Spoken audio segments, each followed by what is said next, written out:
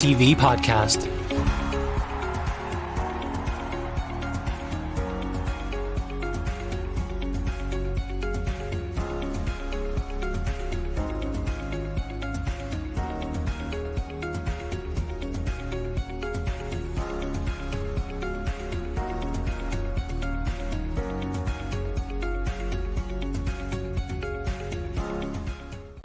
So Stephen, how do you look back on the 10 days now? Do you feel you sort of progressed? Have there been positives for you for the camp? Yeah, listen, we're very disappointed overall. In isolation, in isolation, I think the Serbia performance was very, very good. I thought we were excellent at times, matched Serbia all the way. Really, it was a tremendous game. We got punished for a couple of mistakes. I think 3-2, we're disappointed to lose, probably merited the point. Big letdown was obviously losing to Luxembourg, which none of us are proud of. We have to live with that, and that's something that we have to contend with. I think it's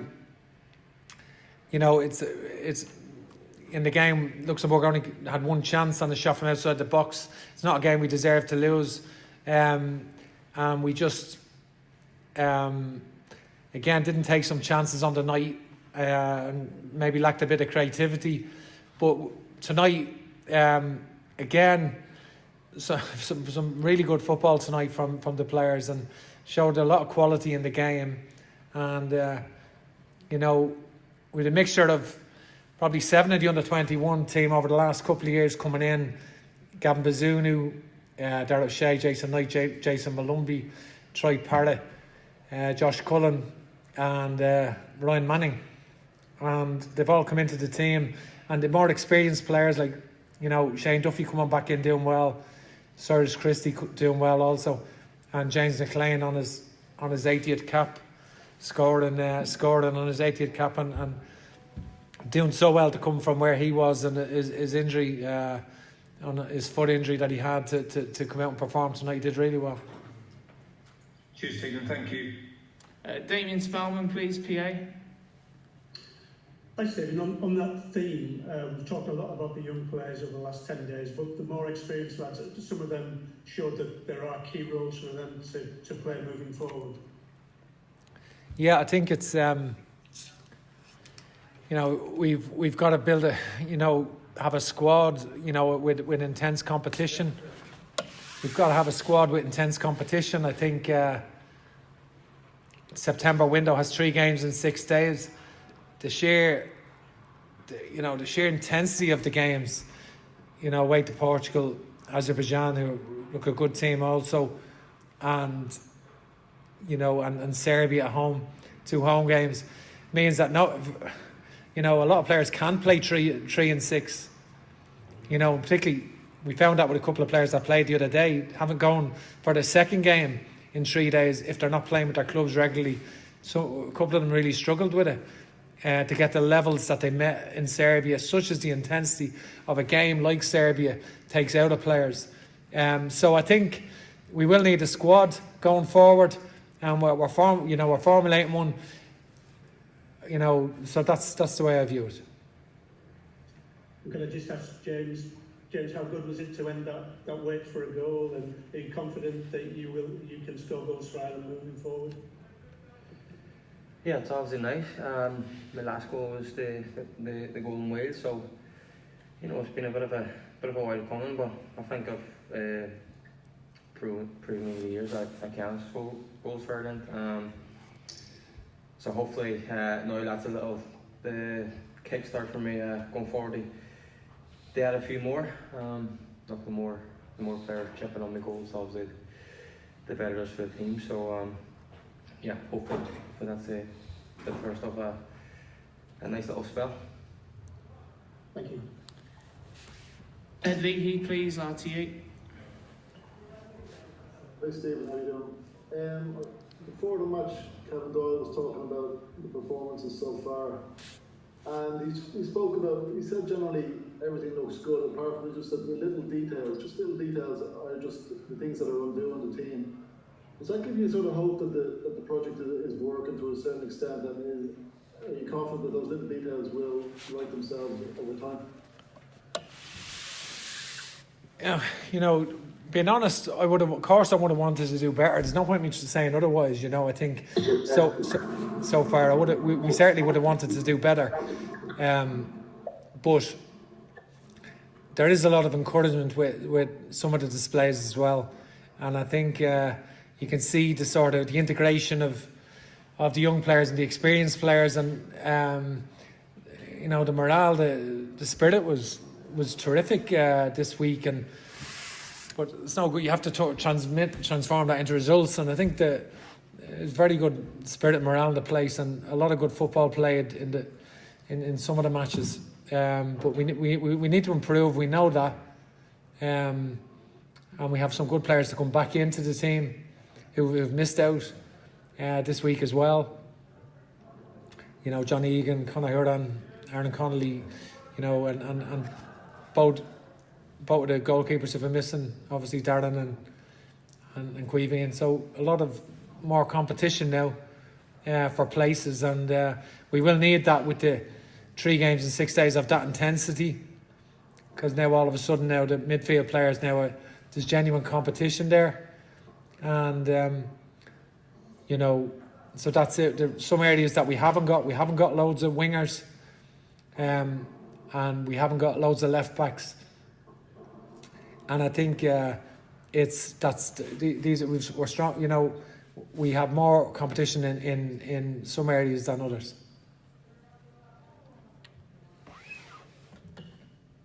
I think the Zoom has just cut out, so whilst they get it back going again, is there any questions from the floor or in the room? No.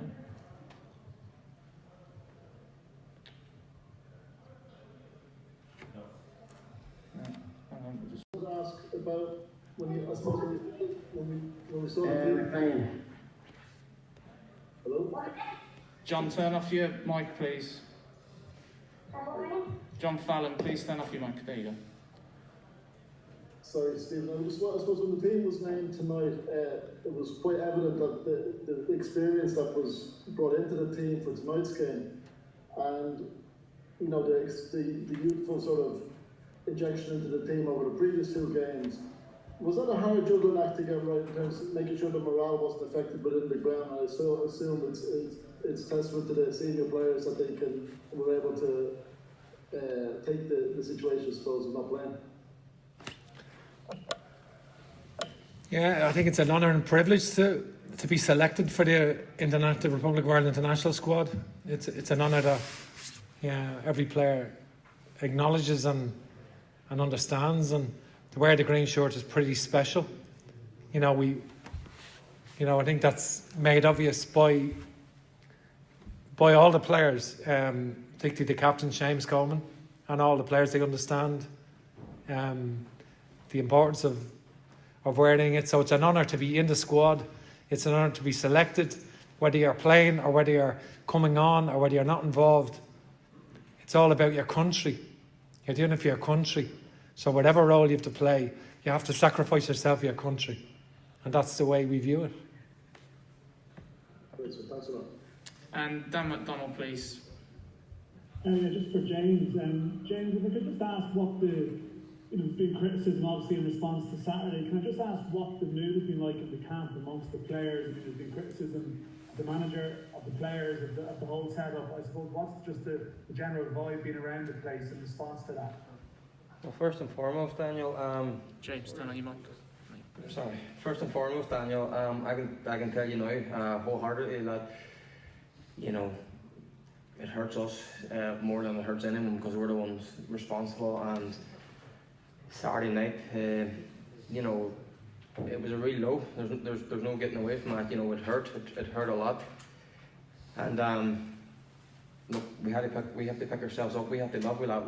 We you know, ultimately we're the ones on the pitch at the, you know, and it just wasn't good enough from us as players. But since then, like, we got here Sunday. The attitude's been spot on.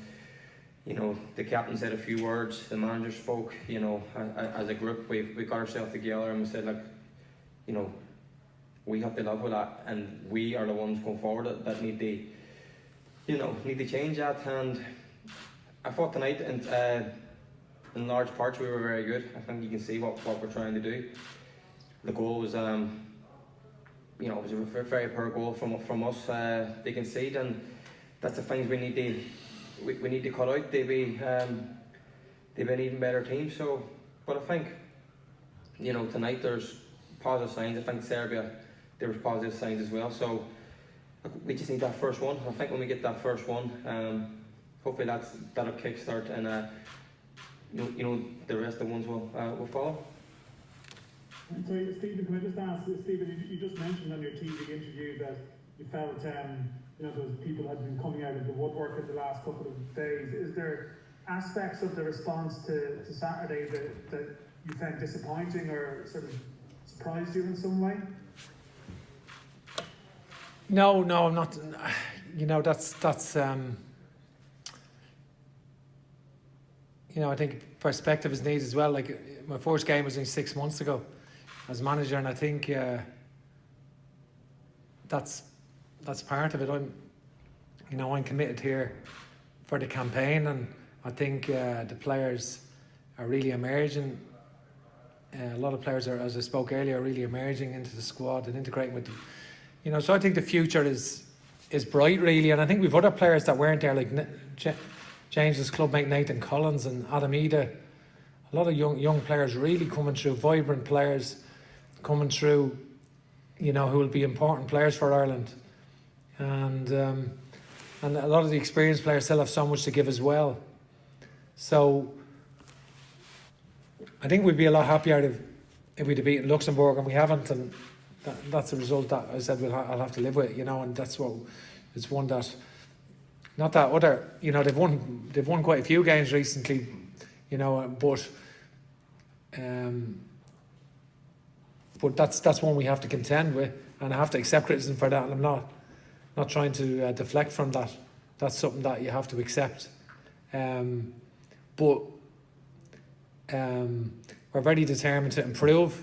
We're implementing a style of play. We've I've spoken countless times, you don't want to repeat it, about the number of players we've brought through, which hasn't happened in a decade or more, for sure. We know players at all through, one player in 8 years or something. So I think this is a new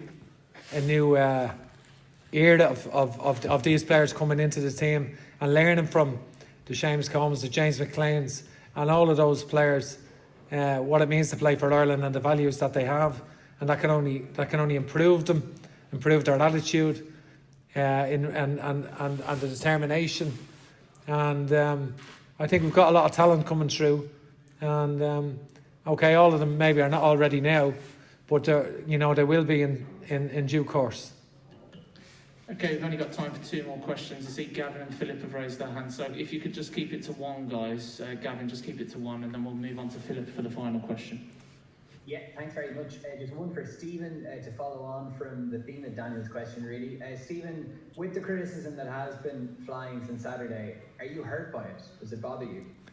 No, to be honest with you, Gavin, I've experienced a lot in my life, and I feel really strong.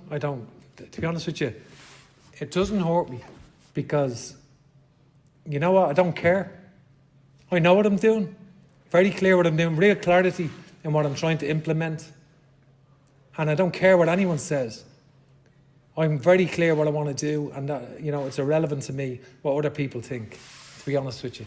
But there are people coming out of the woodwork that want to kick us while we're down, and that's very evident, and maybe that's to be expected. But some people have turned very quickly, and I think I think we will get back on track, and we will have give the Irish supporters a team that they can be really proud of. Thanks very much, Steve. And final question from Philip, please. Thank you, Kieran. Stephen, the performance tonight was much better than Saturday. You went with the senior players, experienced players tonight. You regret not playing them on Saturday. It might have been a different result. Well, I left out some experienced players on Saturday as well. You know, I left out, Shane Duffy came in for Kieran Clark. So it wasn't, Cyrus Christie came in for Matt Doherty. You know, James McClean came in for Enda Stevens. So, you know, there wasn't we had Jason Malumbi, Gavin Bazunu, and Darrell O'Shea in the team. So there was some experienced players playing on Saturday as well. It wasn't a case all the young players were playing Saturday and experienced players were in tonight. That wasn't it, you know. And I think, we have a squad. There's a lot of competition, and you know, there's not a lot between some players. That, you know, it's very even in certain positions, and some players obviously had injury interrupted times, which have affected their selection as well, or loss of their place at their club. So for which has meant they haven't been playing matches. So we've had to factor these decisions in, you know, in that regard. Okay, guys, thank you very much.